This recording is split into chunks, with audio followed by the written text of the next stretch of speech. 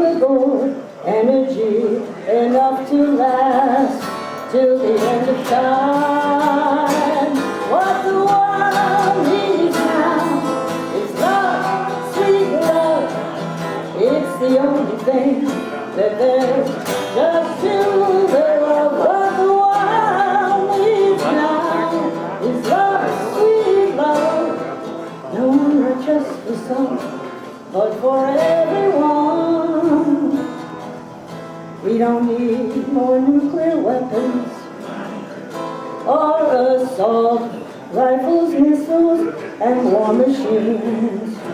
We need health care and lessons on how to live in equity and peace for all. That's time. What the world needs now is love, sweet love. It's the only thing that there's just too little of. What the world needs now is love, sweet love. Oh, not just the sun, but for everyone, everyone, everyone.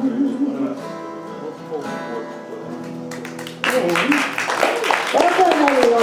Happy Saturday. And here comes John. And we have two sound systems, up there and down here. So I guess the speakers can take their pick and try to figure it out. Yeah, we'll stick there. Oh, there's their pick.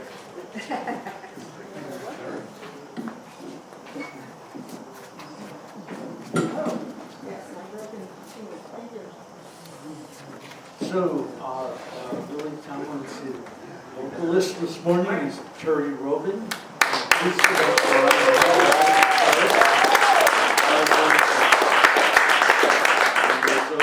The world needs love. Good morning. My name is John Amadon, and my co-facilitator and longtime brilliant partner on the conference is Maureen Amand.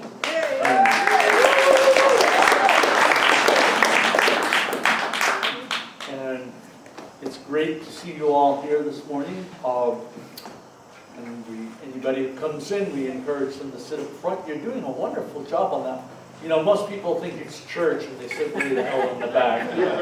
And while it isn't church, but I mean it is and it isn't, but it isn't this morning anyway, because we're actually talking peace and the nonviolent gospel of Jesus some of the time, and we're also really affirming love, and we want everyone to go home inspired and feeling good from attending this conference and the ideas that have been generated by both our really wonderful speakers and also by all of our wonderful audience, because there are a lot of very talented people here, and we know that. And so thank you. So we're going to have Maureen do the hard work, because I have no memory and she has to schedule in her hand. And I'm so glad she's here, because I would be floundering for another half hour. Thank you. Thank you, John. And Gloria, I wanted to thank you because you reminded us of something last night. We need to acknowledge where we are. And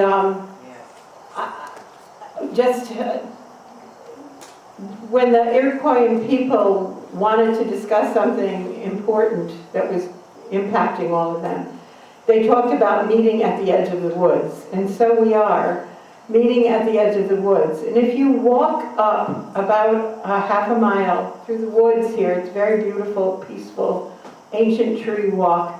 You cross a little highway, a little road, and you come upon a village.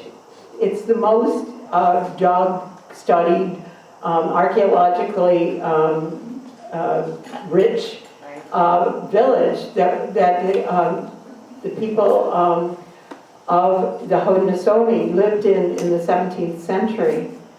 And you can see the longhouses marked out still from the state digs, and the people who maintain this property plow it so that you see the longhouses. And you are reminded that we are in the presence of a people who, unfortunately, like us, still centuries down the road, are confronted with great power elite, great forces looking for wealth and land and power and control, running over their lives and threatening their very sustainability and their existence and their children's future. And so, like them, we, once again, are asked and invited to come together in this peace grove to try to come to some understanding of what are we to do? How can we change this dynamic? How can we make sustainability and survival real? And so let's put ourselves in the presence of the fact that we are joined with people from generation after generation, and that hopefully we can find solution now, and we can be holding our hands out to the next generation saying, peace is possible. This sign here talks about the Iroquois prophet who basically took warring tribes and said, we are all one, and we have to live that way. So thank you, Gloria, for that reminder last night.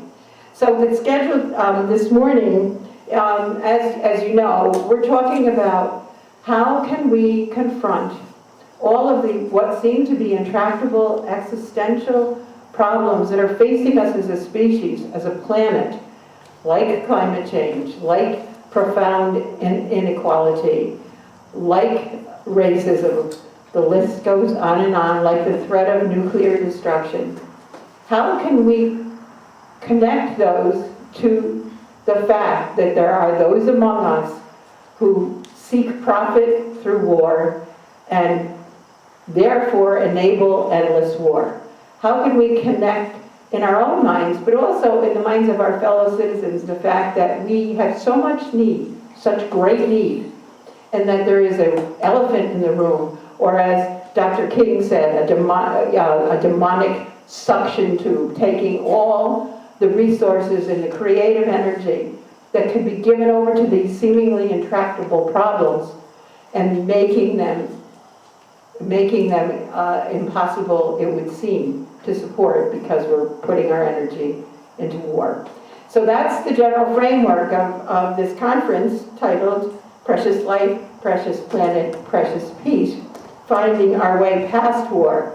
And this morning, we've asked our speakers to speak for about 15 minutes each about helping us map some of those connections that take these crises that we face, that are real and that are our true, the true danger that confronts us, the true source of our instability, and connect it to this waging of war. It's imperative that those who have power and continue to use their power to wage war, how can we make those connections in a way that we can better understand and that we can better talk about?